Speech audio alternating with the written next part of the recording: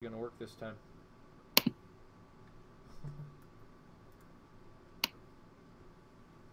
Oh, we're starting.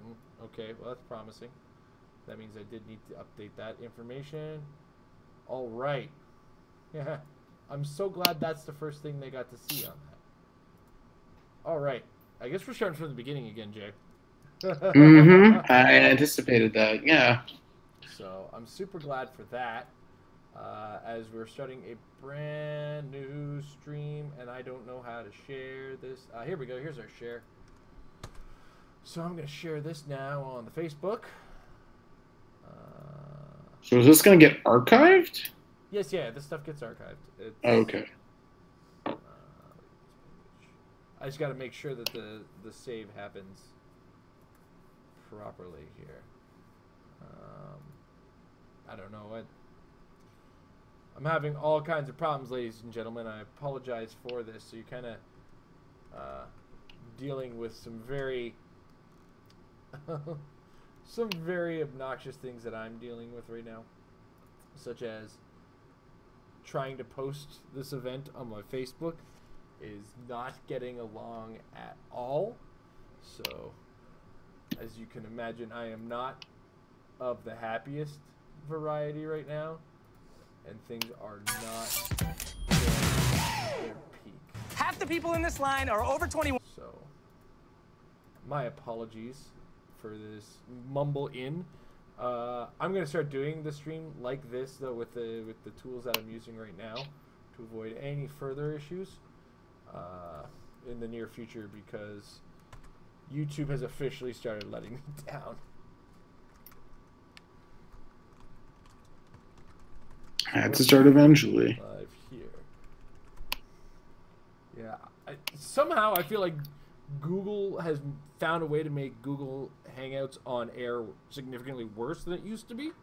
So, hey, now you guys have a little icon at the bottom left-hand screen. Now, when there's only two of us, you can see the full screen, assuming I don't let my my Windows bar show up much more in the bottom there. Welcome to the Metal Lab. We actually had a full half hour of an episode before we realized we were having as many stream issues as we are. So you're joined by myself, Jason, and I'm joined by Jay. Hi. And we're coming off of our pre-release and Canadian Nationals weekends. It's going to be the topic of conversation for the entire week, for this week's episode. We've talked a lot already to nobody about it, and this has been a hot mess today. So bear with us as we are kind of rehashing stuff on our own. Re-asking questions, and then sometimes we'll be like, well, I already answered, yeah, but we didn't answer for you guys, kind of situations are going to start to arise. Anyway, long and short of it, we both attended Batman pre-releases and Canadian Nationals. So I was in the competitive nature of Canadian Nationals, Jay was in the judging nature. That doesn't mean he didn't see anything and didn't get to experience things himself. But we're going to start with our conversations about the Batman animated series sealed, and then go from there. Jay, your experience with Batman animated series. I happened to have had duplicate packs in each of my two re-releases, but I was happy about it because they were both Chase packs with Chase Hawkgirl, so I played her 2 different times. I also, the first one, played Zatanna, the Rare Joker, Common Batman, Leslie Tompkins, and the Uncommon Alfred, the one who has Perplex and modifies Batman's defense in his own by +1. I had to buy the first round, and then I won my other 2 games, so I technically went 3-0. Zatanna is amazing and sealed for Perplex Prob. Double enhancement, making more mastermind fodder, just all the things. She's not quite autoplay level, because I don't really think there is one in this set, but I just feel like if you pull her, you absolutely try and include her on your team for ideally the full points, because I think it's very worth it, but not necessarily if you can't fit it. She's still good either way. I also, my second time that I played Hawkgirl Joker again, as well as the Penguin, Batman Beyond, and something else, I think. And that was also a good team, although I went 1 and 2 because I'm not good at HeroClix apparently. or something. Although I had to play against one team of a Prime and the best super rare in this set, Clock King and Hawkman Hawk Girl duo, which was just brutal. So that was, I got my butt handed to me there. But it was a very fun set environment. I don't really feel like there's anything that you can sit across from and think I've lost automatically. There's good commons to play. There's good things in every rarity. I don't feel like you can open 2 packs of the set and just be done right there, especially considering that you could also just pull a prob for 30 points as a common. So yeah, looking forward to a lot of sealed play with this set. Awesome. Myself, I played in one tournament and multiple battle royales. We were lucky enough to experience some pre-release battle royales at Canadian Nationals. My pre-release pulls were pretty hot. Superman and the Ventriloquist. And I can't say this enough. This is, and I think I've said this the past 3 sets, but that's okay. This is probably the best sealed experience I've had in a Heroclix, barring the fact that I had super rare and a chase, of course. I played against enough teams that had on par stuff without having pulled many super rares, so it's a very strong set of its own accord, and it is very player based. There's a lot of powers across all rarities that are super useful, and you will find yourself using and not complaining about packs a lot of times. Yeah, okay, it's nice to get a super rare and a chase, but you can function fairly well without either. So I think this is a great set experience for sealed overall. The Riddler, I cannot stress this enough. When you play in sealed, play the Riddler. If you're drafting and the pack has come to you and it has a Riddler, pull that Riddler right out, man. He is the hardest thing to hit, especially once you actually start to run the numbers on him. And you pay attention to your number choices. See, as an example, if I'm attacking, or if my opponent is attacking my Riddler and they need a 7, I choose odds because, for one, at minimum, in order to hit my Riddler now, they need +1 to their dice roll because the next not odd number that is a hit is an 8. And they do have to get a hit, but that also means they can only hit me on an 8, a 10, and a critical hit. Right? So that means I've actually fundamentally taken away a number of hits that are actual hits. Now, granted, a critical hit is always going to be a critical hit because because Riddler is evading the attack when you roll the wrong number. So a critical... Amber stepped on a mouse, I think. A critical hit is always a hit. That's it, with Mastermind, with super senses, there's no getting around it. So as a result, you'll just need to understand that level of it. I'm hoping the stream's coming in through nicely, guys. YouTube is telling me it's not so good, but I blame Canadian internet on that one. So yeah, overall, get out to your release events, have some fun. I don't foresee it being a bad experience for anybody, and it's a really fantastic. They've done a very fantastic job on this set. Batman Beyond is an auto play, but not an auto win, and that is one of the keynotes that I think that fine point that they hit with this set is that there isn't a, oh my gosh, I pulled this figure, I win the sealed tournament anymore. It is like there's some really strong figures in the set, but you still need to play them intelligently and properly. Anything else you want to add before we move on to the Canadian Nationals? I was going to say, I feel like the aforementioned Hawkman, Hawkgirl piece are up there. Although part of it isn't necessarily the piece, but the card layout is weird, where half of their standard powers aren't actually on it. Like, their outwit line, like, the fact that they have outwit isn't shown on the card. So if your opponent doesn't know that they have it, that can really come by surprise, which is a little bit of an issue. But even so, the piece is still phenomenal. Like, it has a 13 movement, hypersonic speed, ignoring characters, essentially. So, with a 12-3.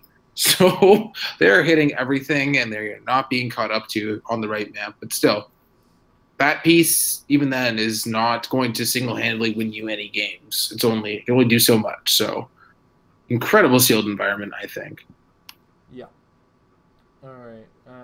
Oh, there's our problem. It's a lot of CPU usage, and I have Google Chrome windows open everywhere. Ah. Nom nom nom nom. Give me your CPU. All right, maybe that'll kind of give me a little bit of love. I doubt it. All right. So we next move into the fact that we went to Canadian Nationals this weekend. Overall, pretty decent enough event.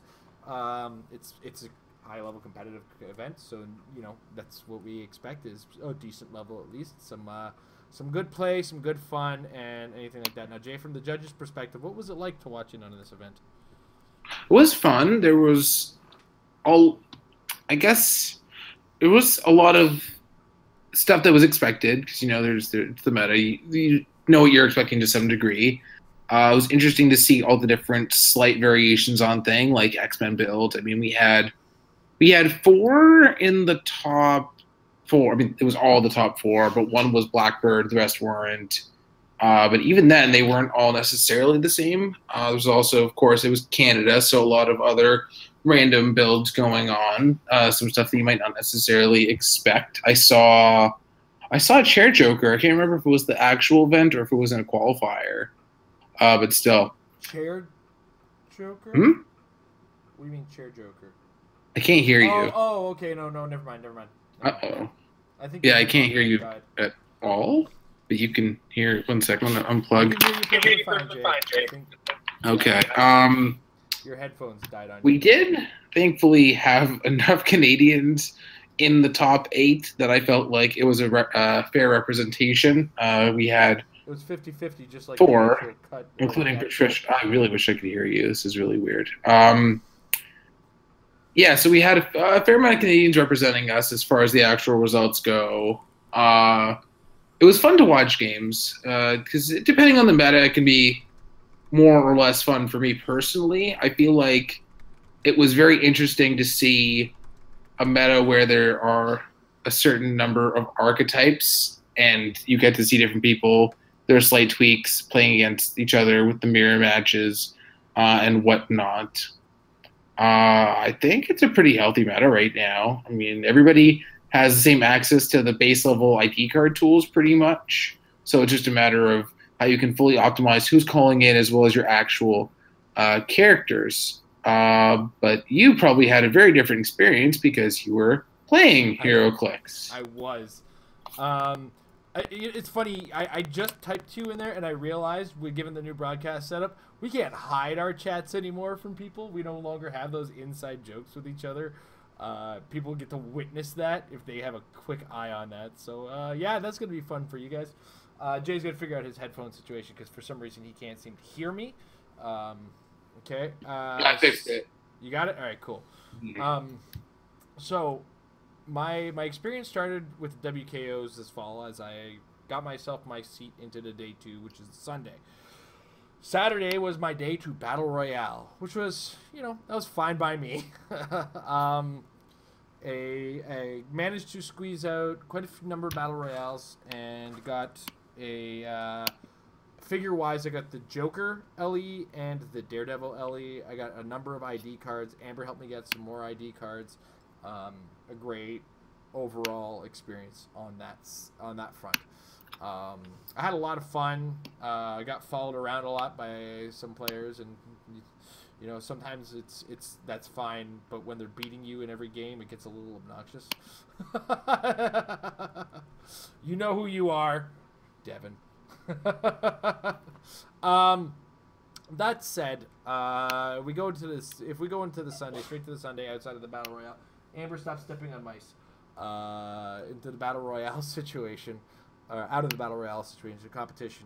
If you had your eye on Majestics, I put my team up on the Apex Insider site, but for posterity's sake, my team was a monster theme team. It starts with the 100-point Carnage, the Colossal Carnage, 100 points. Goblin King at 75 points. 2 Dr. Frankensteins, Surtur, and 2 Groots. Now, my goal, of course, is make as effective of a use of the Colossal Retaliation as I can through use of the Walking Woods. My main map for this team was the Star Trek Underground Cavern map. The reason being, of course, that in a mirror matchup of my 2 Groots versus your 2 Groots, you can't give me Leslie Evans, therefore I'm the only one with Walking Woods. And that came up several times, and a lot of people just looked at me like, oh, because they wanted to make their Walking Woods, but I won map roll all my games. There was not a single game that I lost map roll because I had a +7. There was one game I thought it was going to be close with Kenji, as he had a +5, so I only had a +2 on top of him. And it took us like 6 or 7 dice rolls, given the math that we had. It was like, okay, that's a tie. That's a tie. No, that's also a tie. And then eventually I'd won at the dice roll. But, of course, because I was only running the Underground Cavern map, as I'll tell you in round 2, that didn't go so well for me with Kenji's team. But I digress. Round 1, I was up against, for the second time this weekend, a young man named Darren, if I remember correctly. Is either Darren or Daryl. I apologize. I'm very tired. I had played against him in the pre-release, and I squeaked out a win against him. It was actually 175 to 170 in our pre-release game. He was playing with the Hawkman Hawkgirl duo, and killed all of my team except for like 3 things, but because I was like 15 points under build, because I had no choice in the matter, I'd managed to actually kill more of his points than he'd killed of mine, and that's how I managed to squeak out a win on that one. But his team was Unimind, it was Unseen, it was a Skyscraper Wonder Woman, Groot, and the Keeper from Star Trek. Yeah, the name was Daniel. You got that one. It was Daniel? Yeah, Daniel Lennox, okay. Yeah. I thought it was... I also played against him at the pre-release. Yeah. But he's he played the heck out of the game, but what ended up happening is we were very careful for the first little bit, and he knew at some point he was going to have to start killing some Walking Woods, or they were going to... Because that's the thing about my team. My team doesn't do much until you start attacking my Walking Woods. And that's what my team starts to do. And so my goal is to minimize your map options, minimize your map spacing, while I maximize the effectiveness of these 0-point pogs that I've created. And then when you attack those 0-point pogs, I retaliate, literally, with Colossal Retaliation. And then you're forced into a bad situation. You're forced to attack the next Colossal Retaliator. And then it starts to overlap and snowball, assuming the team is doing what it's supposed to do. So my Walking Woods put up enough pressure that he felt the need to attack. I ended up attacking something with the Walking Wood that did some damage, and then he retaliated with his Skyscraper Wonder Woman. I kind of, like, in the back of my head was expecting him to barrier with his Keeper so as to disallow what I was about to do next. And what I did was, because he attacked the Skyscraper Wonder Woman, and I was able to draw a line of fire from where I could attack the Skyscraper Wonder Woman with my Surtur, my goal was pump up Surtur's attack as much as I could. Colossal Retaliate, I'd be -2, but that's okay. I'd still be at a 12 against a 17 against the Skyscraper Wonder Woman. Annihilate that. And then my follow-up attack for a non-free action with Surtur would be to attack his Groot, which would be at a full attack of 14 attacks, so only a critical miss would miss, and it killed a Groot, putting me up 40 points. Even if I lose Surtur, I go down to 25. And I'm able to really start to roll away with it. Because what happens is when you put your opponent behind, they're forced now to start trying to score points. And I force a chase situation where they'll have to come to me, and they'll kill the Surtur to score to get themselves on the board, and then I have to follow up with something as well and just maintain my lead. And that's kind of how my team functioned when it functioned. Eventually, it came down to me killing... the next target on my list was his Unimind. I knew the Unimind had to go. He attacked some of my Walking Woods with Unimind. and that left it open. This is where I unleashed Carnage. I'm not talking about the pronoun or whatever. I'm talking about the actual character. It took me a little longer to kill the Unimind than I wanted to, though. I perplexed up my Carnage's attacks. I didn't expect the first attack on the Colossal Retaliation to go through. Because here's the beauty of the 100-point Carnage. You can Colossal Retaliate, that's one attack, and then you can follow up with a Flurry. That's 2 more attacks. That's 3 attacks you can get out of the Carnage. And then 4th attack, and this is all on 2 actions coming from the Carnage Pog, could possibly be another one. So I missed the first attack, hit the 2nd and 3rd attack, putting the Unimind on his stop click, and then follow-up attack with my Carnage Pog. I rolled a 3 for Blade, so I meant I was going to kill if the Unimind got through, and then he rolled Impervious off of that. Okay, I've had worse situations than that.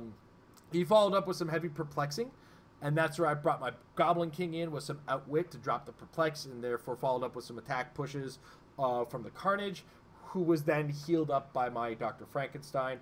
And this is kind of where the game started to get away from me. So I managed to kill the Unimind, and then Thena almost immediately because I still had an attack left from the Carnage on the Flurry. And then it was a matter of chasing Cersei, who he tried to get to my Groot. My Groot walked away. I brought a Carnage Pog to him.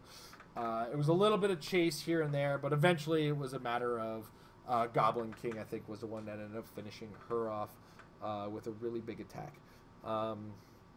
He played the best of his ability, and from there it was just a matter of I managed to kill his Unseen, managed to kill his Keeper, and just eventually got everything. Time was called shortly after I got the last attack on Keeper, so it did take the full length of the game for me to do it, but I did manage to score 415 in the first round. I was running pretty high. But that's, a first round win with that many points meant I was up against Kenji in the second round. This is a rematch of our top 4 final from Canadian Nationals, and it went about the same way. But this time, Kenji had to play his team very carefully, and my own personal map choice ended up costing me this. In hindsight, I probably should have brought some more maps with me to limit how he was doing what he was doing, or at least brought down my WizKid's office. Because at least then I don't think he could have done what he was doing to me, which was placing his characters so that I could not actually place my Colossal Retaliators to retaliate. Very clever, very good play, Kenji. But he did, he managed to individually pick off all my Walking Woods, and then he scored a total of 75 points on me. It was the 2 Groots and the Surtur that he killed. And then he threw a tank to put me a turn behind on one of my on my charge forward towards the end. But I killed that tank to score some points. So this was my lowest scoring game the entire day, to say the least. I didn't win that. He very carefully picked me apart with his Cyclops and his Lila Cheney. Very effective use of the Deadpool shifting focus. You put it on the heal dial. You use the X-Men team ability to heal your currently pushed Lila Cheney. She heals back. He heals back. He pushes, heals back from the push. The Deadpool just doesn't die so long as you're carefully using this. And then he's perplexing it done. And this is where I got really confused. He's like, I'm perplexing this. For the most part, I know Kenji's not cheating. If I'm paying attention, I can kind of get my way across, or I'm patient enough to be like, one more time. Okay, no, one more time. You're going too fast again. Because between the Moira, the Slippers Deadpool, the 2 Wolverines, Cyclops on his team, he had 5 Perplexes on the go. 6, because Deadpool does 2. Yes, 6 if you include the second one from Deadpool. Sure. So, I mean, there's a lot of Perplexes I needed to track. So, I have to ask you multiple times. Anyway, that's neither here nor there. Kenji played it fairly well. I only lost by 25 points, so hey, there's that. My team doesn't give up a lot of points. Like, I don't just hand people points with my team. It takes a lot of work. So we moved to the 3rd round, and I'm up against Emily, our local friend. We know all though Emily. She recently won the WKO at 401 Games. This was the game from hell. It took every trick I had in the book to do what I wanted to do with this team. And I would have killed to make one bloody shape change roll this entire game. My Walking Woods pulled their weight. But Emily's team, if you looked at the map itself, our game didn't look as close as it was. But Emily called in all but one of her ID cards, and I had killed all but one of the characters that she brought in. Like, I killed a Wolverine with a walking wood. I killed a Cyclops in one shot. I killed a Jean Grey in one shot. Like, I was just absolutely blowing away everything that came on the map from her, because I knew that's what I had to do. There was no ifs, ands, or buts. This is also the game I realized that my Groot had one more attack than I thought it did. It didn't come up. That said, the score at the end of the game between me and Emily, she had scored 240 points. The only character that had left on the board were Dr. Frankenstein's. And I had scored 213. And I look back on it, and I made one massive error, which gives Emily the She Outplayed Me award on this one.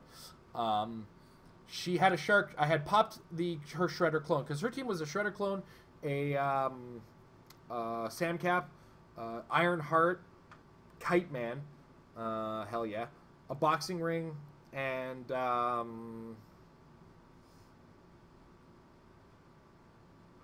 Groot. Yeah, I want to say Groot. I might be wrong. Either way, the long and the short of it is, I popped the Shredder clone, and I smelled blood in the water. Oddly enough, it's a shark. But I also knew that she had a follow-up with the Kite Man of bringing that Shredder in my face and doing damage to me that was free. Oh, no, sorry, she couldn't carry it. It was a giant. You see, again, not paying attention. So, once again, another step that I was outplayed on.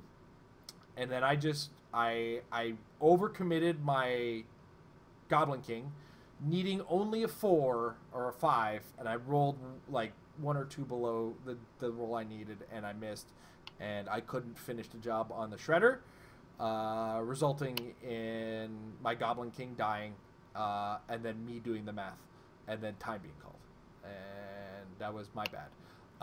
The only, like, one of the big points of this game is I don't mind when people bring the boxing ring, because I take control of it very early as possible. Because a lot of the teams that use the boxing ring right now push it forward into your opponent's face, and I'm cool with that. I wish my team had a boxing ring. I'm not going to force the issue, though. I'm going to put my walking woods in there and defend it. You know, that's how I play the team. And I made as effective use of that as I can. Like, I feel like the only wrong play I made was not keeping track of time in my head, or listening for when time is being called and stuff like that, and going forward with my Goblin King. I probably could have taken a turn, outwitted something on the Sam Cap, and just backed off. And that's 100% on me for not taking that second to do the math, because that 26-point difference that I gave up was the difference between me qualifying for the top 8 and possibly qualifying for top 8 and not. So I didn't do so well in that. Going to round 4. Round 4, I'm up against Asia. She's playing a very similar team to Emily's, but in lieu of some of the things, her carrier is so her main force, is still the Shredder clone and Sam Cap. She's got Rennet for carrying. She had a Peace Walker to limit damage, which actually came up later on, but I still worked my way around it because I'm a psychopath. It's the best way I could describe myself in this situation. And then she had a Surtur as well. She moved forward. I tried some work with the Walking Woods. She managed to get some damage off with the Shredders very early on. I counterattacked with the Surtur. I threw everything I could at Rennet as far as Walking Woods were concerned, so I can get those points early. And then I did my best to manage Sam Cap and Shredder as best as I could, but this was another situation where it was in my best interest to score ID cards over all else. This is also one of those games where I wish I had the future version of my team, which is the one that includes 9 Super Friend sidelines. Because I missed, I was forced in a lot of cases to make Walking Wood attacks on Sam Cap, which are bloody misses. Like, going in, they're misses. But I could have mounted up some misses to outwit, eventually, bring out, let's say, Batman to outwit her combat reflexes to really help a long way. There's a number of things that the functionality that adds could go a long way. Anyway, it's neither here nor there. Asia was very careful and meticulous about her attempts and what she was planning on doing. And once again, on board, looked like she was winning. I was killing ID cards every time she dropped something down. This is one of the things that I don't think I can stress enough is ID card Collins. They're a lot easier to kill nowadays than they were in the older days. We don't have the Jean Grey swing yo-yo bat tricks. You got to be diligent about finding your ways to maximize ways of getting your ID card Collins off of the board for safekeeping if you don't want to get those scored on you. Yeah, yo-yoing is a fine art now. It is not easy at all. I think it's a fine art in as far as make effective use of your colossal carries. Because I look back on it now, and I think Asia probably could have placed her Surtur so that she could carry people who were calling in. And then, the extra reach you get on a colossal base just gives you, you only need, 3 movement on a character, or 2 movement on a character, or 3 or 4 squares of movement, and then maybe a follow-up sidestep away, and then character's gone, and they're no longer a liability. Because even Surtur's 6 movement becomes 5. That's more than you need. That's more than enough, because as long as they're on this side of the base, then you put them on this side of the base, you've got a 7 square swing away from, and into safety for that matter. So it's an art that isn't gone, but it takes a lot more work than it definitely used to. That said, I have to say I used the most ridiculous knowledge of Carnage's dial that I've ever used in my life. She had Carnage pretty close to dead. In fact, he was on his second last click after one of her turns and a Shredder movement. And the Jean Grey was within reach of my Carnage, and 2 squares away from her Shredder. So, but I was no longer on a Colossal Retaliation. His second last is Regeneration and Blades, and she outwitted the Regeneration. I didn't care about the Regeneration though, because I have the two Dr. Frankensteins. And here's where things get. What are you doing, Jason? I'm double tokened, so I have pushed recently. I Colossal Stamina, make an attack against a Jean Grey, forgetting about Peace Machine, and I'm reminded after I Perplex Up attack, Perplex Up damage. I think I can one-shot Jean Grey. Wrong, Jason. You're wrong. All right, I accept that. I push, though, and I'm now on the Colossal Retaliation click. So now I sidestep back 1 square each with the Dr. Frankensteins, who are adjacent to the Carnage.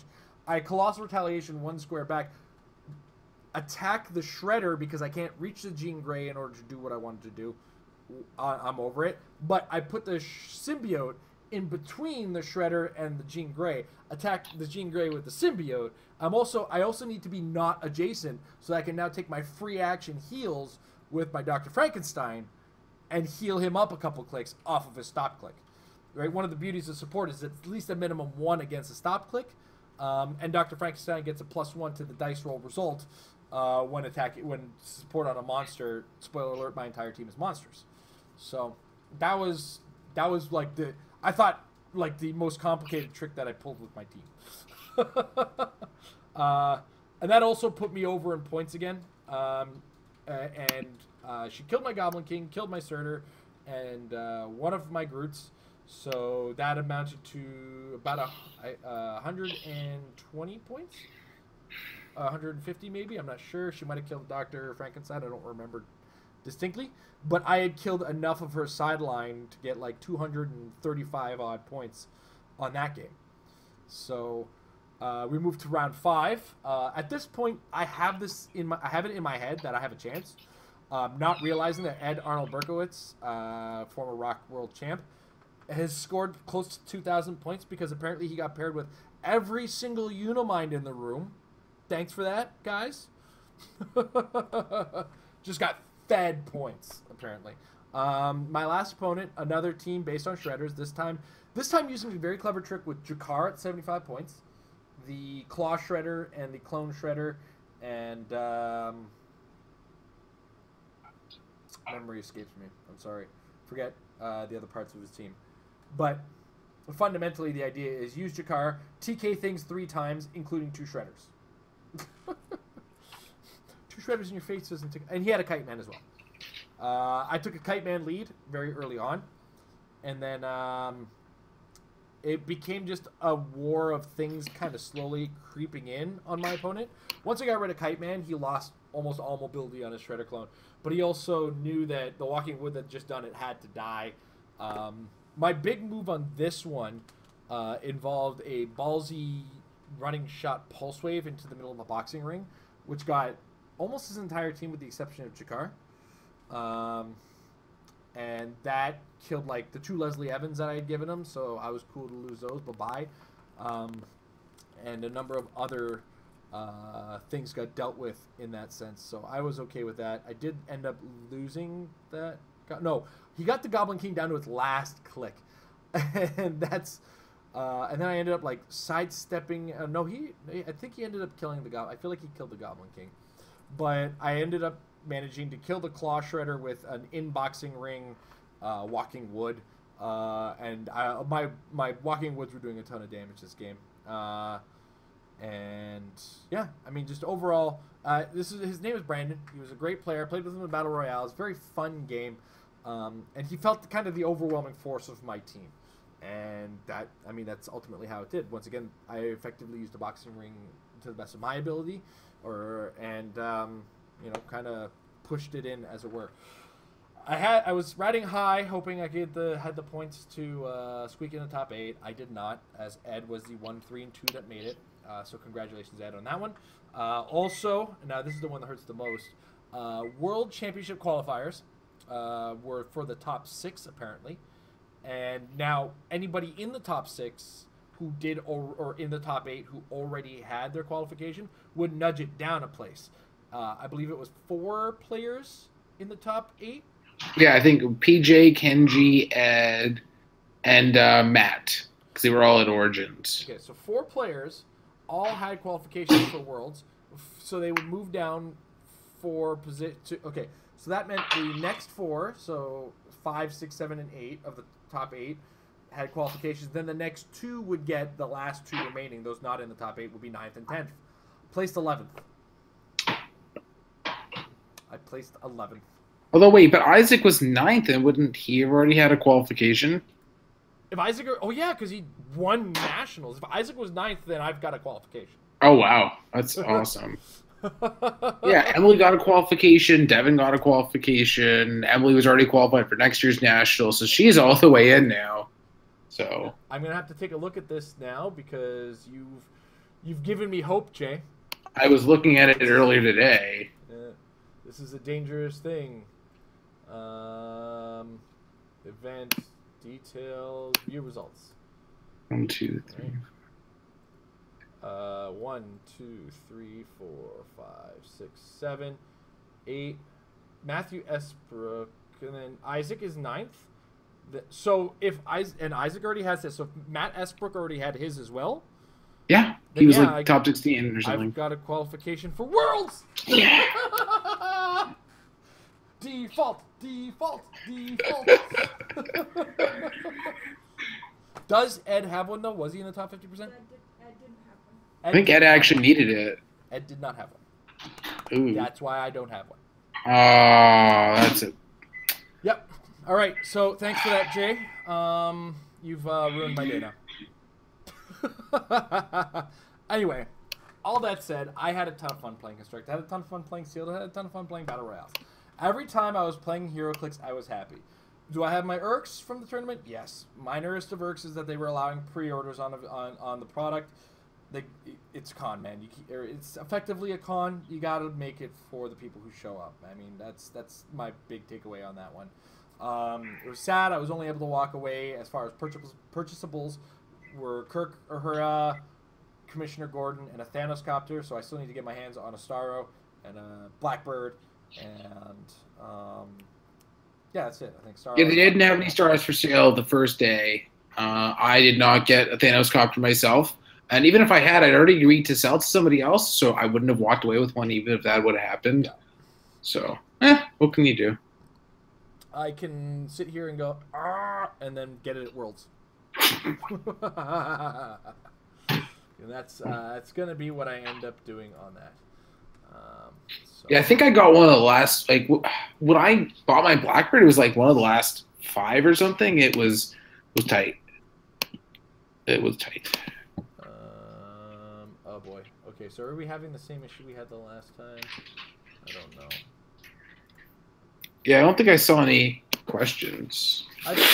No questions, but there's an issue of stream quality now coming from Lucas, so we'll see what's up with that. I'm of course unprofessionally using my main window to check that kind of stuff, and I should be using my side window for that. That's why I set this up this way. All right, close that window. I don't need that. Okay, just double check. Another browser, same thing. Okay, so we seem to be having some video stream quality issues again. We apologize. I'm gonna fight with my internet provider on this one, I think, because this is obnoxious as heck. All right. Anyway, I think that so overall, like I said, I had fun playing Heroclix. Jay, you did a fantastic job judging. But Thanks. Please stay away from my tables from now on because you're not allowed. Yeah, you were. Remember, if there's another judge, I have to get other rulings from other people so that I can keep. I gotta just take away the accusation. You didn't have a single rules question for me though. So no, but I did have your stupid face in my game the entire time when we had 2 judges and other tables that were probably gonna need you. we could have used more judges.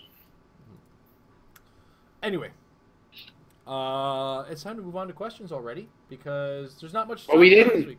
It's released. Well, we didn't really talk about the meta takeaways from. Well, okay, let's talk about the meta. It's a very X-Men dominated meta.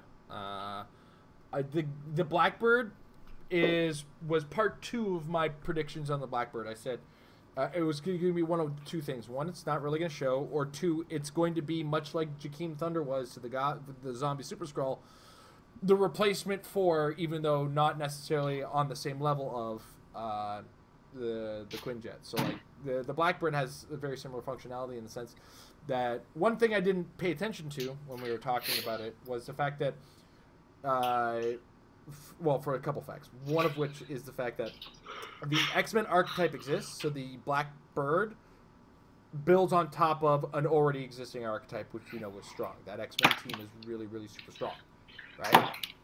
And we can't take away from that. We can't take away from the fact that you get real boys on top of that, which is disgusting. It's disturbing, and we all know that. Yeah, and the real boys work better now with the Blackbird than they did at the time with the Quinjet because they're all so low point now. So you can be realistically, if your roll to resets are good enough, like PJ's build had nothing higher than 60. He could be rolling a reset, rolling 5s and 6s, and just be good automatically. Every single turn pops something new out. And that is another key that can get overlooked is the Quinjet build tried to get 120 point Nick Furies out for free, which is very possible of pulling off. Don't get me wrong. You don't need to do that with the Quinjet because the Quinjet, once you use the student tokens or the student cards, they move a little further, so you can get like the 70 points on a single roll on that, if I remember correctly, right? Because it's a D6 plus 1. Yeah, you bonus it if you real boy with a student ID card, which is most of them now. So. Yeah. Exactly. I think PJ had 3 and 5. If 3 headmaster, 5 students. So yeah, so you get to move it a little further on that. And this is the thing: this doesn't bring quality figures that it shouldn't be bringing on the board. It brings a swarm of nonsense to the board, and is also surrounded by a ton of perplex. When you consider the Wolverine, the Cyclops, they're both really good in the fact that they add perplex and leadership, and it's going to feel like the Blackbird is getting that real boy as a free action because you just leadership 3 times in a single turn, and oh geez, this is so embarrassing to have. That's going to be a problem I'm going to have to deal with.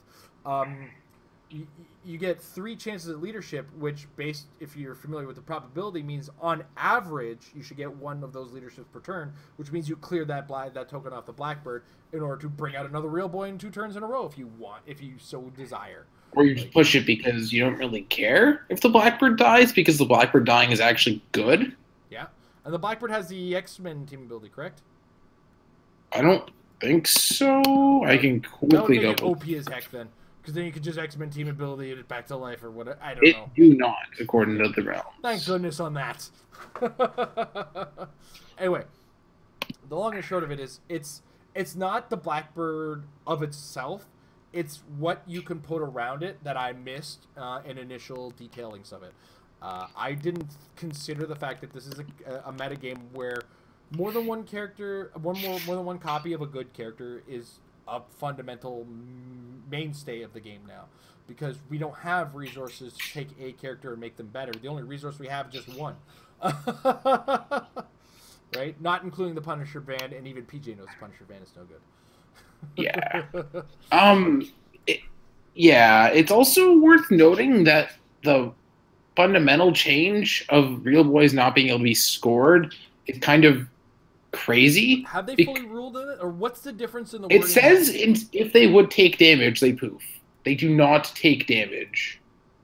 You cannot score a real boy outside of if they have 1 click and unavoidable damage happens, and then they would be scored after. But under normal circumstances, because it's what's the wording? Like it says when they would take damage, put them back or whatever, instead of after they take damage like the Quinjet did. So, for example, you can real boy leech in completely. Is there an official ruling on this, or is this still just? It's just in the flavor. It's in the text of the power. It doesn't need. Here, I'm gonna pull it up. The resources not each realms. It's hold on. Is returned to your sideline if it would take damage. Okay, but you have to take damage to determine you would be taking damage, correct? If it would, it happens instead of. You check to see if it would take damage. Doesn't actively say though instead of. You see where I'm coming from? I understand, but it's not how it works. Are you sure? It would take damage. Ruling on it. You don't need one. It's in the power. You absolutely do need an official ruling, because sometimes words in this don't I mean, you could out. ask Amber. I'm sure she'll agree with me on this one. She's right next to you. But I'm telling you. Out and she's not. Doesn't need. I don't. I'm telling you. You don't. You've told me a lot of things you've been wrong on, though. So it's in the power, and you can check it and be wrong. That's fine. Sure, and I'm going to compare on the Quinjet and compare on this, because the other thing too is the fundamental basis of the ruling of wording of now, like from then to here, is actually fundamentally different. Right? The grammar they use is actually. Quinjet says returns to your sideline when it takes damage. Right. So you do the damage. Okay. And then the Blackbird actually says would take damage? This character's no blah, blah, blah. Is returned to your sideline if it would take damage. Okay, now, based on the would take damage, what's our precedent of wording on this?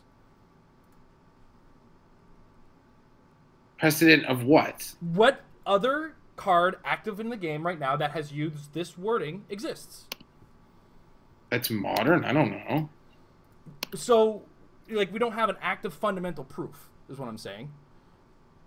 Okay, I mean, we don't need to argue about this for the whole show. No, but here's the thing: is you're presenting as fact, and this is a show where we're going to present a fact. You need to actually have the facts to back it up in the fundamental rulings that give that, right? Okay, now, here in a tournament, you would rule it as such.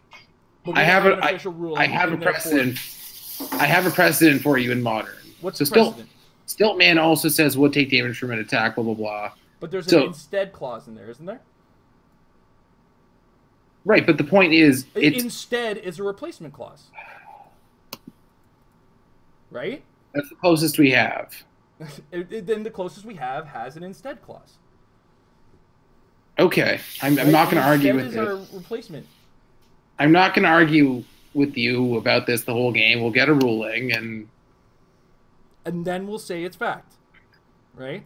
It's very likely that you're correct, and it's very likely, but until it's ruled, it's not fact.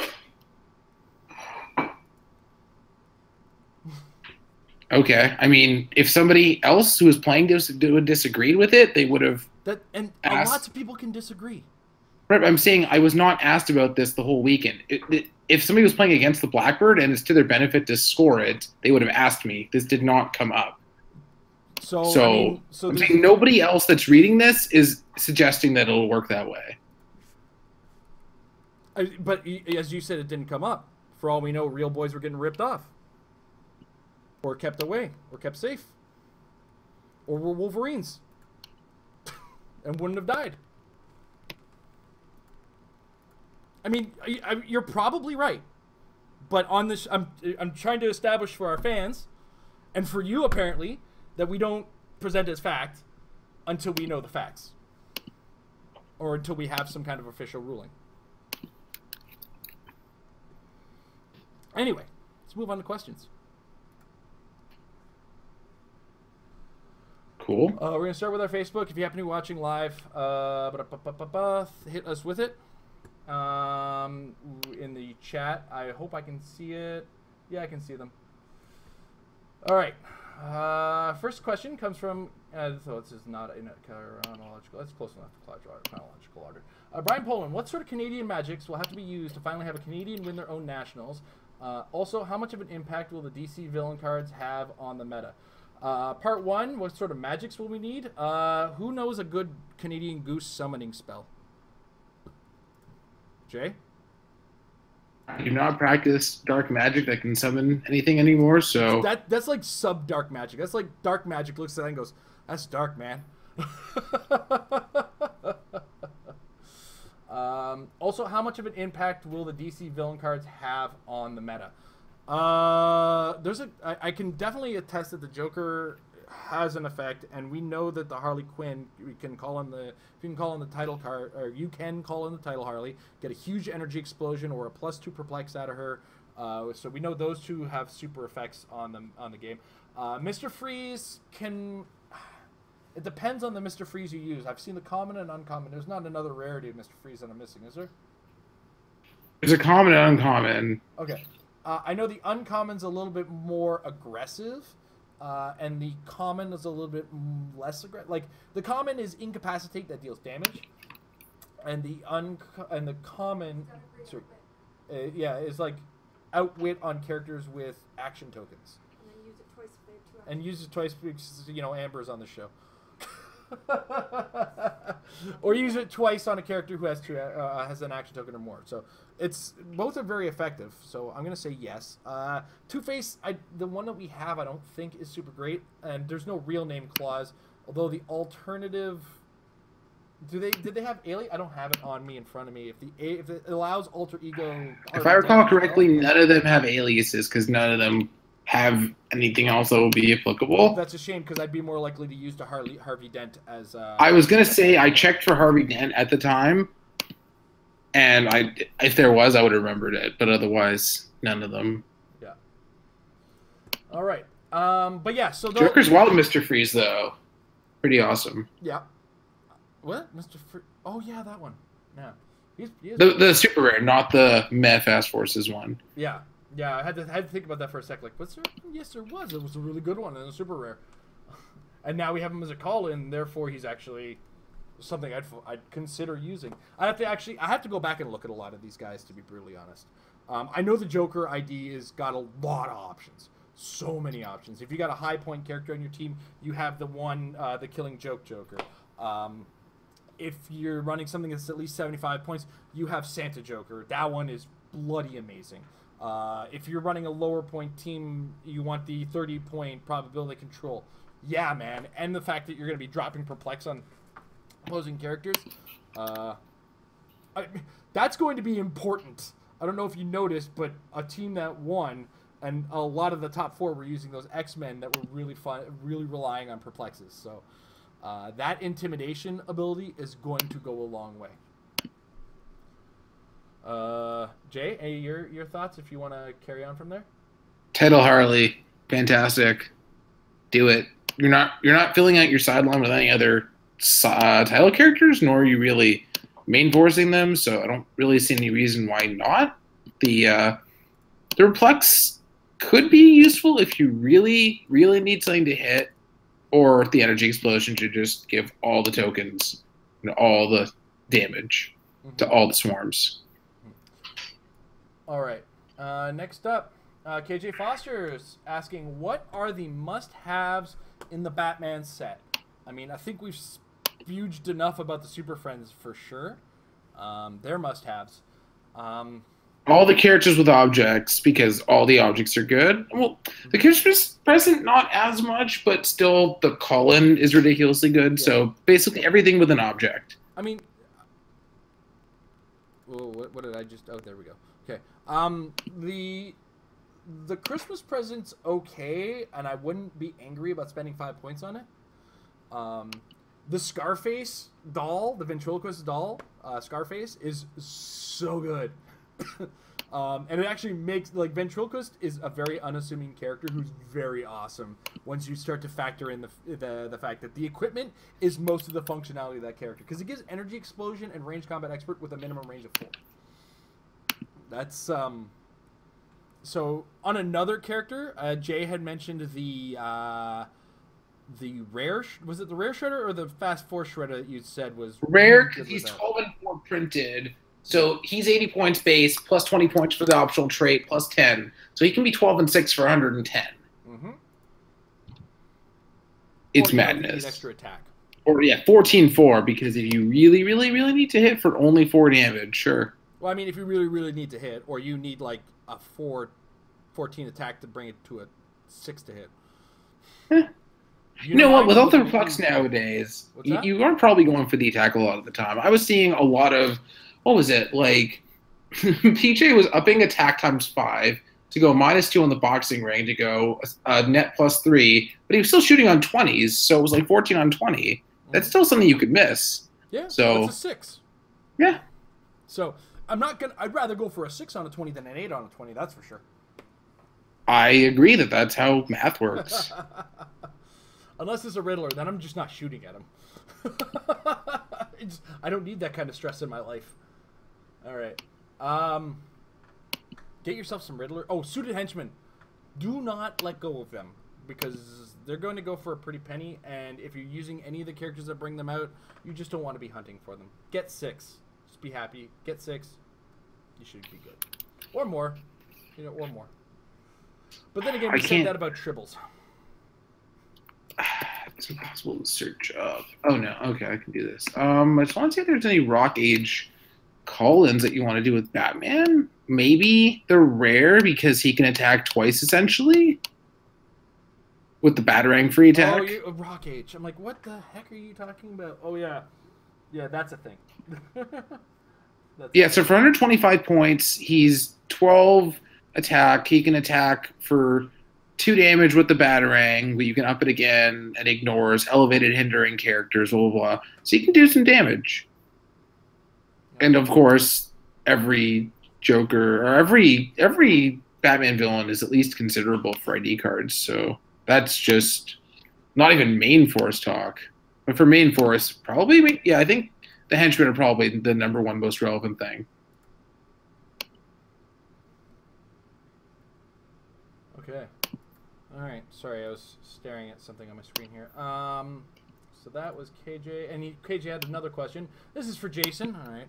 In building your monster theme featuring 100-point Carnage and 75-point Goblin King, what was the reasoning other than points to not include other powerful elements? Example, object and/or ID cards. Okay. So here's the base of what happened. I looked at ID cards, and how I would use them was actually the first question I asked when it came to, do I want to use ID cards? There's a flex 30 points in this team for one of the Dr. Frankensteins, we'll say. Let's assume that's a ridiculous decision I want to make. It isn't, because I kind of need that support prob. And that's, by support prob, I mean I need a second attempt at support, because I'll generally fail the first one. Until I start perplexing up attacks on my Dr. Frankensteins. So with that flex 30 points, I said, what ID cards would I use? Now, my Goblin King and Carnage would be the guys pulling their weight on that, if I was to do it. But I feel like I'd be better served using their actions towards what I want to do, and I didn't see much that was doing the actions that I wanted them to do better. I was never in my opponent's area, so a Wolverine wasn't going to do me a whole lot of good. My Goblin King does what Banshee does already, so I felt like I didn't need to do that. And like these are the ID cards I considered. And then just in general, the student IDs just didn't outright appeal. Other than possibly Chamber, but then I'd have Goblin King or Carnage to call them in. And in the long run, I had Surtur to kind of deal with the same problem that Chamber deals with, because, you know, you can one-shot with 2 perplexes and a third one to attack on the Star Fox in that case, right? So that was kind of my headspace on that. I mean, objects, the only one who can use them was Goblin King. It's the only guy on my team who'd fundamentally, respectfully be who I wanted armed with an object. Dr. Frankenstein, I wouldn't want to put the burden on, and just generally didn't seem like the right thing to do. So the long and short of it is, it didn't fit the need. I didn't have the need because I was using my actions on the board. And I don't think there was enough that I had to worry about in that case. And, I mean, I watched ID cards fall against my team. I don't need them, and I'm able to deal with them. So, I was able to deal with them for the most part. There was some I didn't get to, you know, like, I think Emily brought out a Chamber I couldn't deal with because she actually got her character who called it in off the board. So, yeah, I hope that sufficiently answers the question. It's just like the need wasn't there, and the need was better served on the board. Now, my future version of the team has 9 sideline super friends that I want to give a try at some point. I'm going to see how that version of it works. And if that works, then that works. But if it doesn't work, it doesn't work. Cool. Okay. All right. What would you have done, Jay, differently? I'll give you that chance to critique my team. What would you have done differently on my team? Probably switch out a Dr. Frankenstein and use those flex points. Mm-hmm. If I had to change something without fundamentally changing the whole build. What like specifically, how would you spend those points? Terrain, ID cards, especially because Carnage can use them so efficiently, doubly so with his point value. I feel like maximizing that. He's also, he's higher points than a lot of things are going to be calling out. So I feel like there's really room to get some cool action going there with him. So, but his 4 damage flurry is worth less than an ID card calling? 10 attack to start. I mean, you have perplexes already, but like I feel like you want to leave yourself open for the situation. I feel like the option is good. I feel like, and then again, what options do I get from the ID cards that are different than what Carnage is already bringing when he's Colossal Retaliating? Because like the question is like, whatever I call in has to do something different from what where it like shuts down and shuts back up again. But yeah, so OBS had messed up. I don't know. Hopefully that cleans her all up. Stop recording on that. I gotta actually stop recording in general because I don't need a version of this on my hard drive. Yeah, and it's why I kept challenging, like, what would you do, what would you do? And I've tried, like, the ideas behind a lot of it, but it was all theory on Excel sheets on my lunch breaks. And nothing was coming up that made me feel like I dealt with situations better. Because, like, what's her name? White Queen brought Psychic Blast, but not strong enough, right? I mean, we're talking about Carnage just bringing 12 damage, potentially, in a single go. And then he's bringing a friend, right? Like, now the friend is a guaranteed part of it, right? On the retaliation, that's a given. That's going to happen. Sure. But then the follow-up of the possible... Because I also had to think of Unseen in this matter too. Like I was expecting a lot more of the Cosmic Theme team using Unseen because Abdul had really brought it to prominence at U.S. Nationals, but I guess a lot of people weren't paying. Only one person was really paying attention. So I was ready to have to deal with that in the Colossal Retaliation front. That's why I went with the second Dr. Frankenstein for the extra perplex. In the end, it came down to 3 perplexes was better than just a possible call. That was my mentality on the entire decision on that one. So I just wanted to see how somebody else would, because I wanted to open it up to you, because it was, even though the question was directed directly at me, I felt like your input was valuable enough to share. Yeah, we talked about this before, and I initially thought Goblin King was not necessarily the best call, but there's no other prob options or a lot of other things. So I didn't want to change that part because that would be a quarter of the build, as well as it would not have actually have been as good while maintaining the current monster theme, and so yeah. That was another thing, too, is keeping to the monster theme was difficult. I think I have the highest of quality monsters that are available in the metagame right now. And I can't think of a different monster that I would use on the team that was better than the options that I had. That's kind of how I felt on the whole matter. Sure. All right. Next up, Sharif, who was actually at the event with us. Which Jokers would you use for the ID? Oh, jeez. I think it's easier to answer which Jokers I wouldn't use. I think number one choice might be Christmas Joker.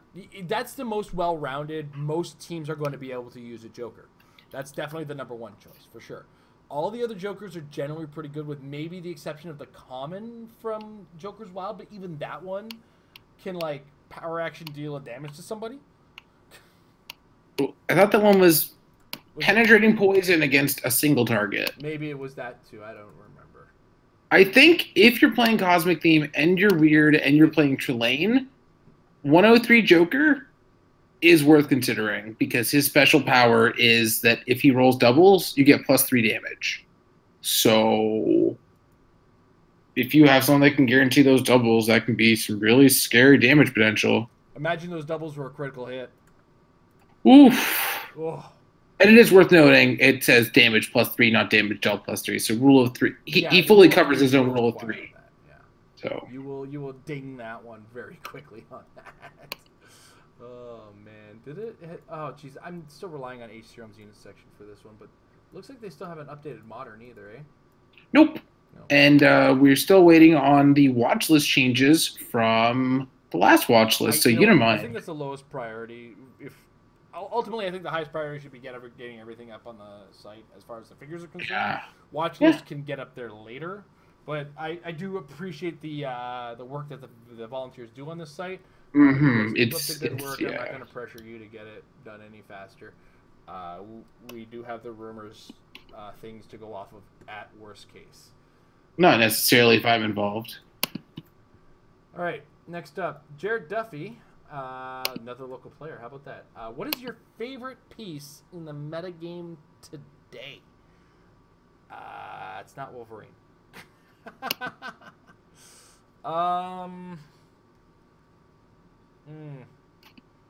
100-point Carnage, I think, is my favorite thing.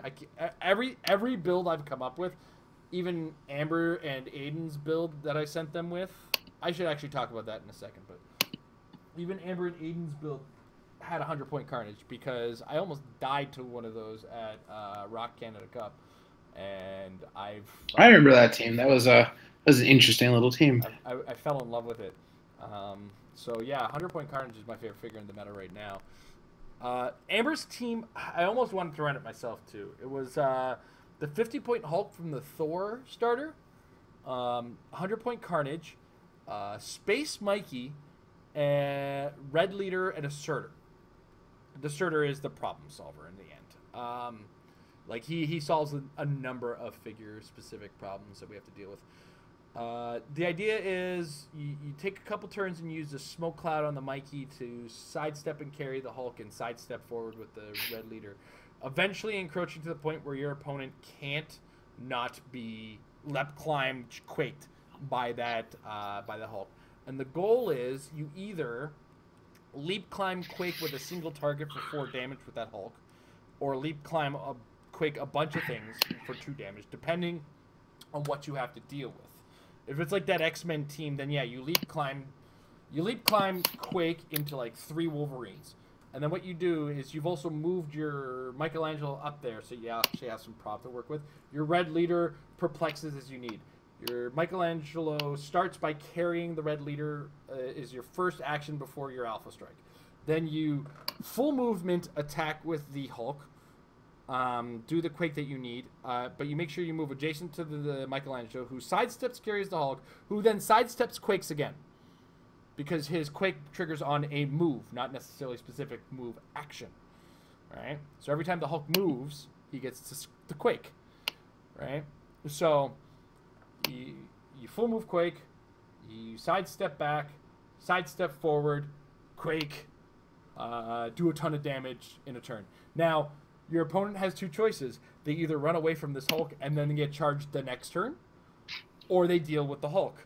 Now they've dealt with the Hulk, I Colossal Retaliate with Carnage and attack 3 times.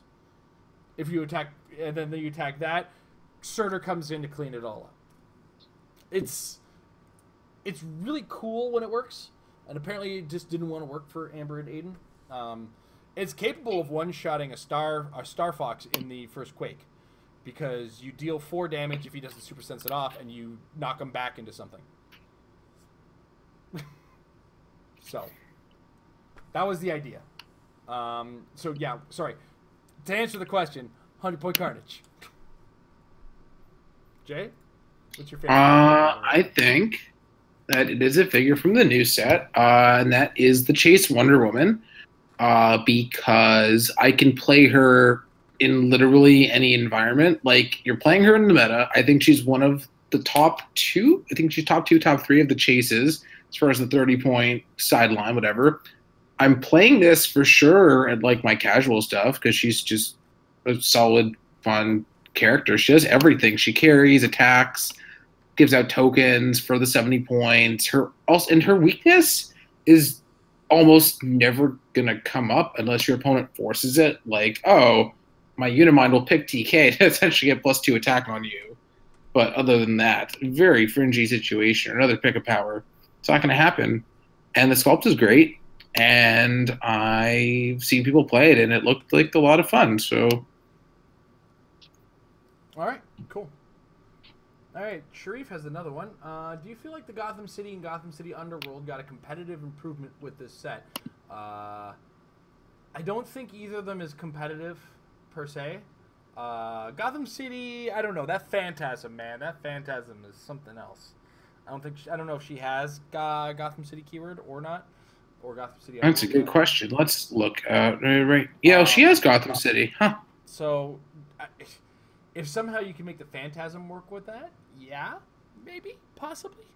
But I don't think either one kind of stands out on their own. Characters from those keywords, though, are significantly more usable when you include when you consider their usage in the function of the Arkham file folders or the ID cards. We talked about those fairly well. But Jay, what's your overall takeaway on that one? I don't know.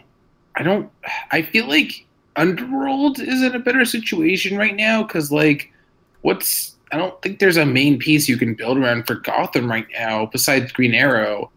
But even then, he can really only do so much, being able to only attack every other turn.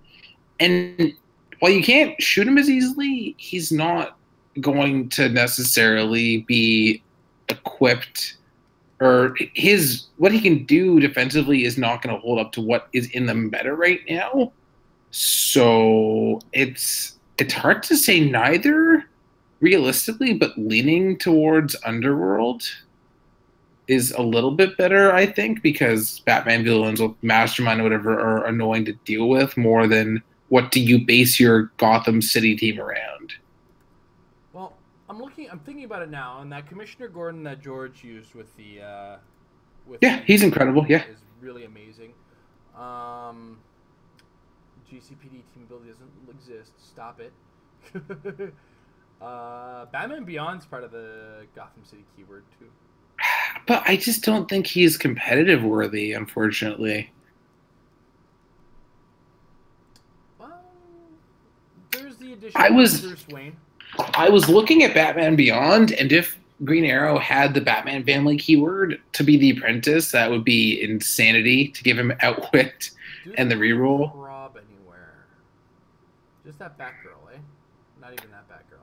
The title Batgirl is okay, No, but not the title one. The 50-point OP kit one. oh yeah, she does exist. Yeah, you're right. I think she's still the first modern. time she'd be the first time you reveal that movement power, you turn her back to click 1. If she's immediately stop turning the dial, and if she's the only character on your force, immediately turn her to click 1. That one's got the same. It's weird because like I'm thinking, well, characters with Mastermind don't like Shredders, but Joker's Wild Retire is at the same rotation as Shredder's Return, and the Joker in this set doesn't have Mastermind, Nope. and will lose Joker Thugs. So like I don't know when Batman villains can actually be playable. Well, there's a bunch of them with traits. Traded Mastermind and Leadership. Penguin, Two-Face. Yeah, but there's They also make their own Mastermind targets.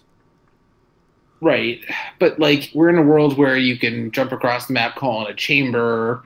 Also, there's so much force blast as well, so you can get fodder away from characters more easily. I just don't think it's a good Mastermind environment. They just won't work. I wish they would, because that would be what I was playing, but Wishes were fishes. All right. Who came first? I did. Actually, this question came before all of them.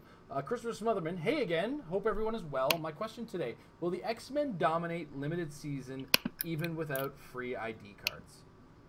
They're going to still be strong even without the ID cards, I think. The mass perplex and the mass movement that they have is so strong. So, yeah, I'm not going to discount them as a force in limited season at all. Jay? I don't think they're as... I mean, they're still in the top tier area, I think, but not at, like, quite number one or close to number one as they would be otherwise, because you are losing a little bit of your point efficiency with not getting your free ID cards and, whatnot, but still very good. Apologize because once again it looks like the video froze on. I might need to keep this open. I might need to update OBS because it looks like we're just gonna get audio today. YouTube, stop messing with me, man. I just want to put on a show for my fans. All right, Michael Fedor. Hey guys, welcome back. So I have a question. I'm going to travel to the next WKO summer event. The venue has never ever disclosed what set a sealed event will be offered to us. So based on what you might know, does WizKids encourage stores to use Avengers Infinity set for the summer WKO?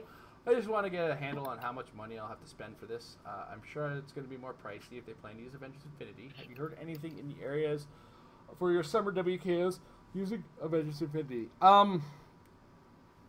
I haven't asked Jane at Whitby what she's planning on using this weekend.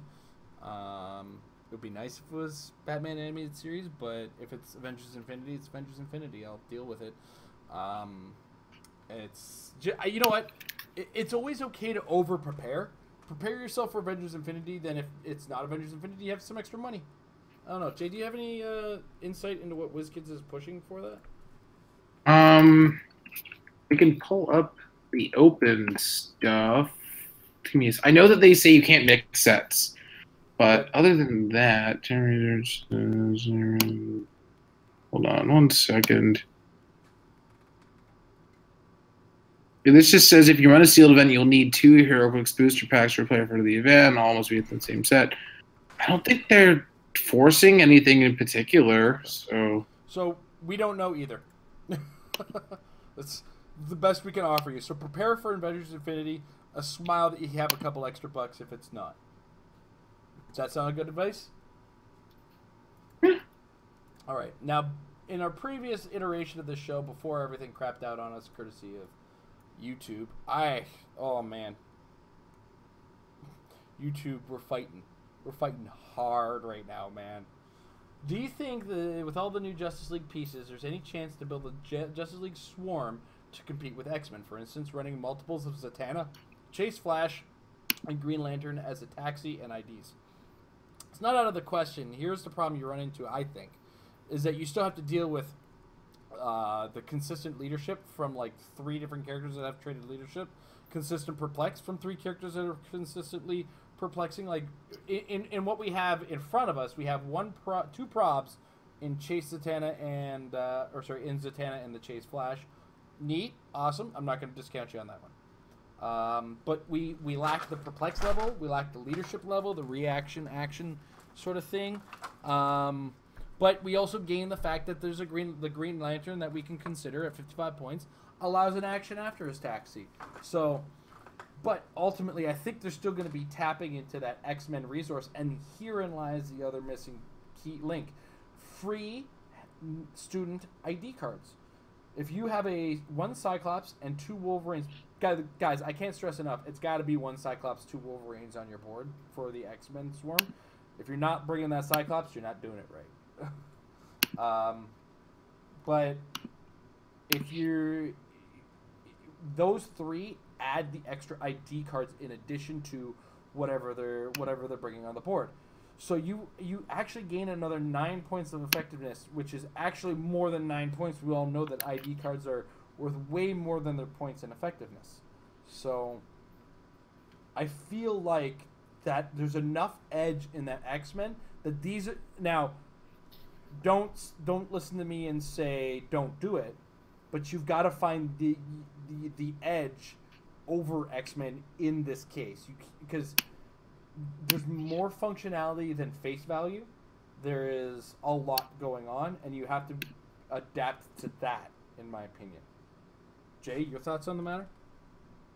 I don't know if it's quite as good as options we already have, and I'm hesitant to use swarms without the benefit of stop clicks like Wolverine has. I wouldn't be leaning towards it.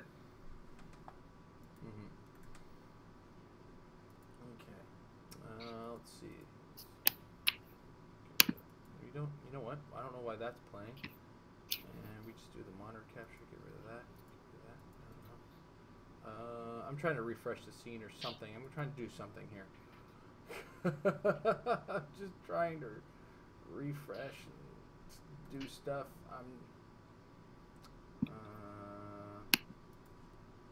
So just a refresh F5. No. All right, sorry, I'm drifting into. Let's see how that goes. Have it back for a couple seconds anyway. All right. Anyway, we're almost out of the question market here. B.A. McCooi. That is the best name ever. Oh, by the way, hey Lucas, hey Jesse, how you guys doing? How do you guys feel about the Thanos copter with a cosmic keyword opening new strategies to the game? I own a Thanos copter. I opened it for a brief second. I haven't put a lot of thought into it, to be brutally honest. Jay, have you ever put any thought into the Thanos copter? I mean, it's a 50-point cosmic vehicle. Can take the stats and whatnot. It seems worth considering. I don't think that the Infinity combo is actually good because that's a lot of points invested, and also we're in a metagame where you can actually get in very close. So, but as just on its own merits, I think it's worth considering. Okay.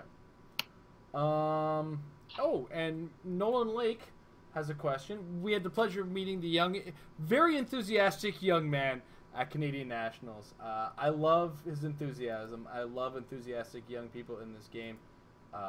There's nothing wrong with that at all. And I love your energy. It reminds me of a young me. Okay, he asks, what are some cheap but effective ID cards for competitive play? Do you have any strategies to avoid the call-in getting KO'd? We were talking about this earlier in the show. Make sure you have some way of carrying them away, or not carrying them, but carrying the caller, like whoever called in the ID card, away from the situation. Be it a sidestepping Colossal or a Colossal retaliating Colossal, a flyer who happens to be handy at the time. Any of the above are the tricks that you need to get this to work as best you can. Jay, anything you want to add to that? I think you pretty much covered it. Good and cheap are not necessarily things that go together in the competitive game right now. Like, we have the participation prize Wolverine ID for Days of Future Past, but then you have to get the Wolverine. That's still not cheap. Yeah, it's the ID card could be as cheap as you want. Is the character you're calling in going to be cheap? Is the other question. And 9 times out of 10, that answer is not very good. Because, like, the Wolverine, the Headmaster ID is like 100 points. And even though this Bounty Wanted poster, which is not even a student ID, it's actually going to have, like, its own inspiration, but a bounty effect as well, is going to be out there. But it's going to be a participation prize. It's still attached to a $100 Wolverine. I think the absolute best for the budget student ID is probably Jubilee, because it's, common student ID, uncommon character. Probably. Maybe. And just the easiest to use with running shot, as opposed to Chamber being a little more finessey. I mean, that's about it. That's all you can think of, too. Yeah. I mean, all the student IDs call in stuff that's rare below, so any of the student IDs are probably your best bet for your filler, for whatever. But for best effectiveness, I mean... Right, but for absolute best effectiveness, that's where you get into the money problem. So, all right. A B.A. McCoy does have another question. How do you practice building more efficient theme teams? Take away resources.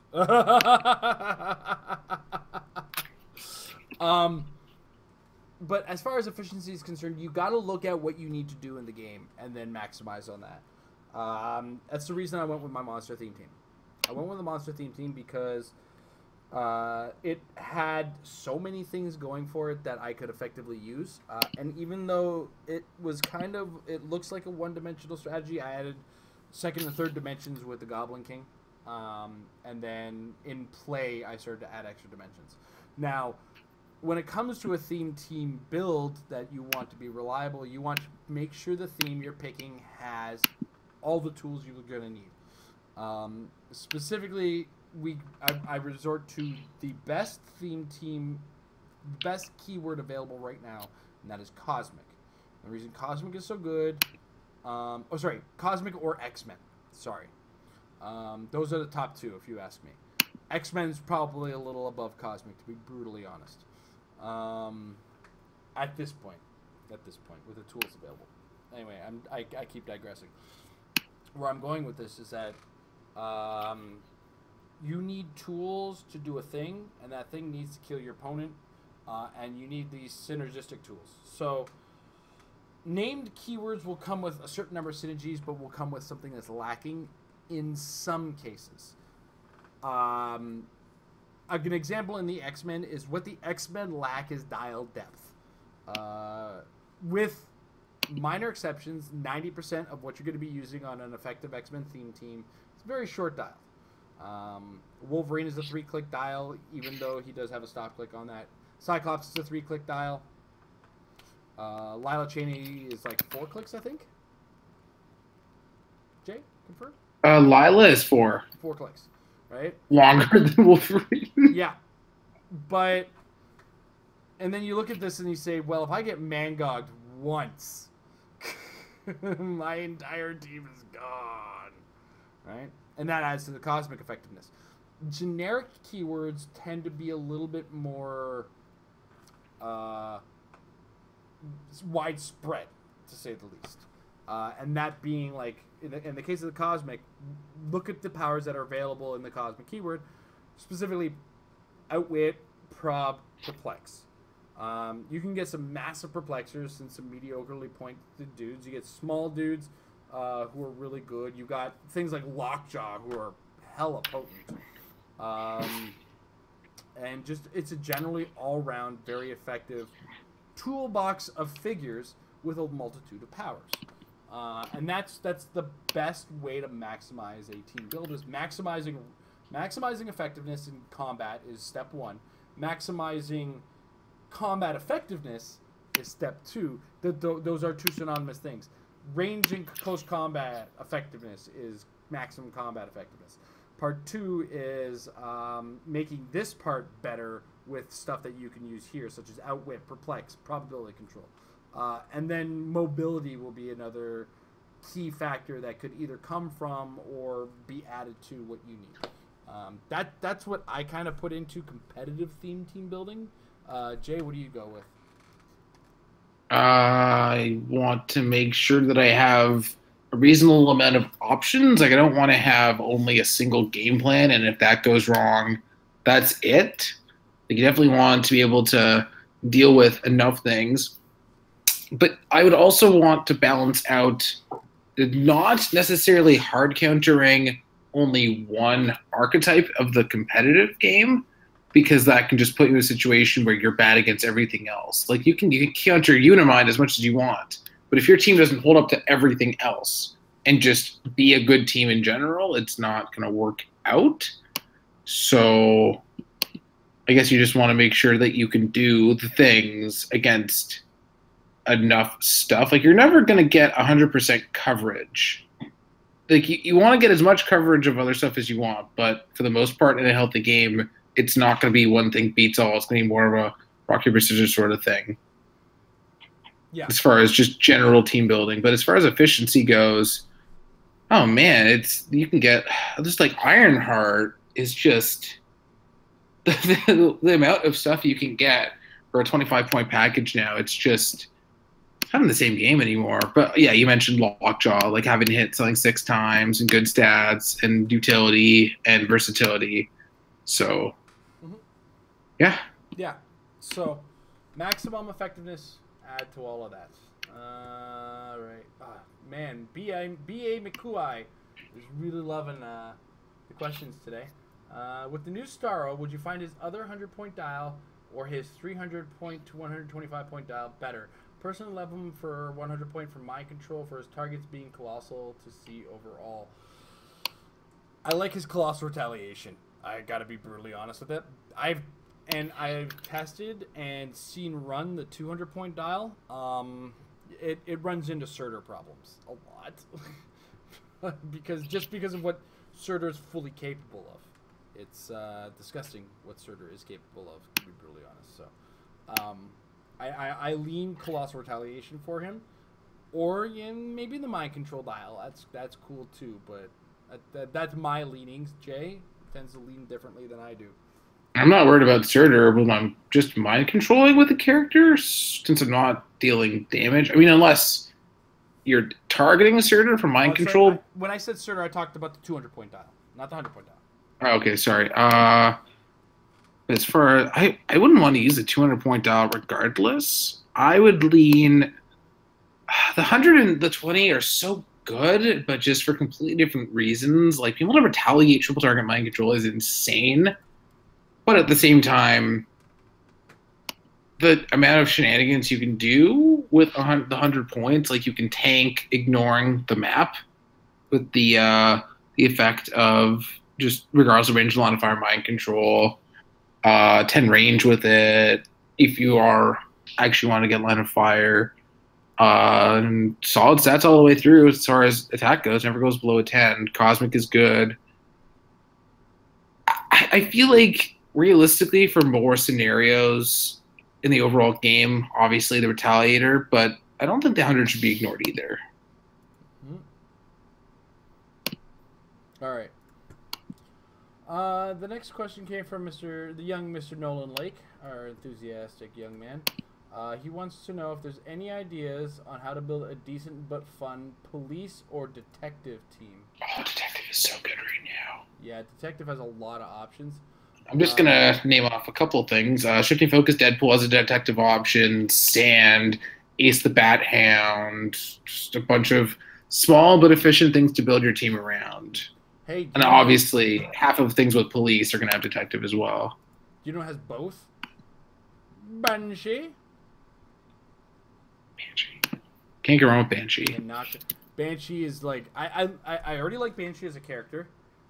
And then he's never. There's been like one disappointing Banshee in my life as a Heroclix player. Like, I've only ever been disappointed with one Banshee ever, and it's it's the most recent OP kit one, and it's just because he lacks running shot. It's my only beef. Yeah, Jessica Jones to shut off stealth and wildcard for 15 points.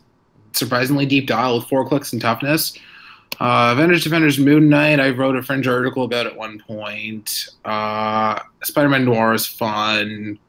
I've even seen him played competitively at one point with the Midnight Suns Pandora's Box team with Doctor Strange. That was fun. Yeah.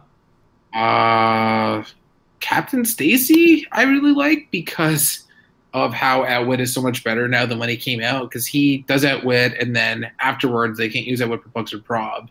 So just Outwit in general is that much better. So, and you're not using your prime slot. Oh wait, you're shifting focus Deadpool. Never mind. Sorry, Captain Stacy. No. It's Never not mind. modern, but never forget the most important character with the police keyword. Vartox. That one goes for you, Tom. That one's for you. Oh, I remember talking about Vartox in the show. It did not go well for him. Basically. I should not be laughing this much. Go ahead. I was gonna say the problem with Heroclix is that unlike other games, whatnot, there's no tier system. So if something is not as good as another option, it just never gets played. Like we mentioned when Jakeem came out, not as good as Zombie Super Scroll, but they weren't around at the same time. But Vartox was around at the same time as Jakeem, and you're not gonna play the suboptimal option because there's no reason to, except for like the 1 or 2 random options where there's a slightly more reasonable to get option, like Avengers Defenders War Iron Man versus Jakeem. But yeah, poor Vartox. He never really saw his time, except for when Stan is playing him locally. Oh, I've used him, and it was a police team that I used him on. Oh, of course. And he was probably the least frequently used character on the entire team. We're once been down to audio, guys. Sorry. I swear we'll fix this next week. And by I swear, I mean I don't know if we'll be able to. I blame the internet on this one for a number of reasons. Anyway, so there's a lot to work with in police. You know what? I would personally take a minute, find out what's in police, and do what we were saying for the other team building, and that is look at what's available. Look at what's combat effective, then what increases combat effectiveness, and then see where you go from there. And then see what you have for. I think one of its biggest blind spots is it used to not be a problem for police teams, but it's going to come back to being a bite them in the butt. Is mobility. Used to be able to drive people around in your cop cars, and not anymore. I mean, we have shredders now, which are cop cars, but a lot better in a lot of ways. So they're not carrying people. You know what I'm talking about. Smart Alec. I mean, cop cars never did well in modern, so. But they also completely removed a competitive format from the game. And now it's WizKids is like, once up for tires, you're on your own. You guys have fun. Yeah, it is the way. It's Thunderdome. I mean, it was worth it to lose the format just to see Batman Alpha figures do well. For a minute and a half, they shined, and for a minute and a half, Rookie Boom Boom. Oh my god! From Explosion, I think she shined for a minute and a half because she had the New Mutants keyword. Yep, and Little Sure Shot with his 10 range for 15 points. Oh, what a stupid game. All right. I think we're about done here. Jay, anything you want to add before we say goodnight? No, I think I'm good. I'm very tired after our extra half an hour. Yeah.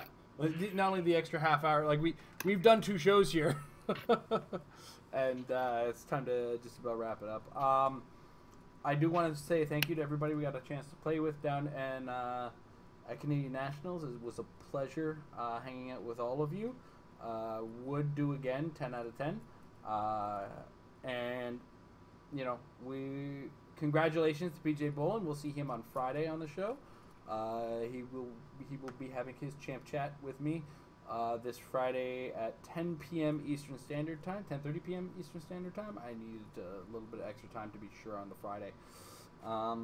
And hope to see whoever I see possibly this Saturday at the WKO in Whitby at Comic Book Addiction.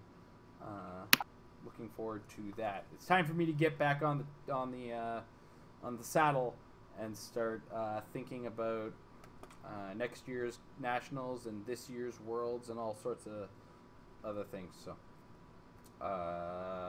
on that note, I want to take a second to thank our sponsors over at MajesticCCG.com. Check out their Apex Insiders. So just add a / Apex-Insiders to the URL I just told you about. And check out $3 a month.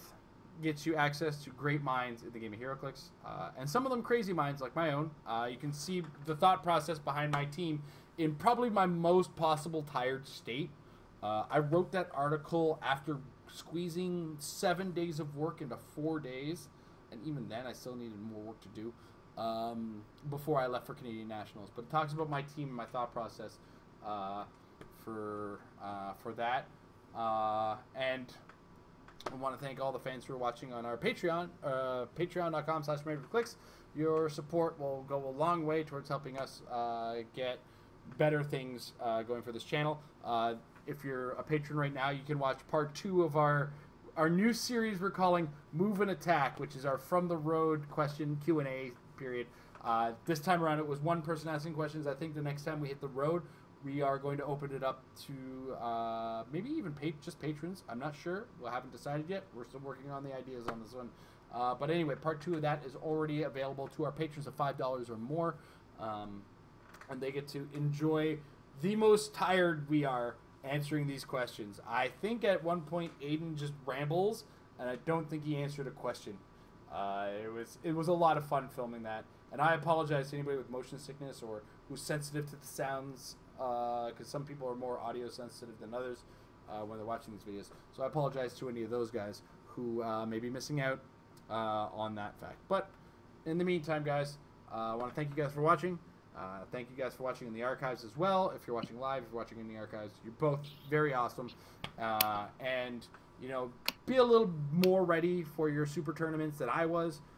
And get some real practice. Because practice, yes, Joe, we're doing it. Your team better. Have a good night, everybody.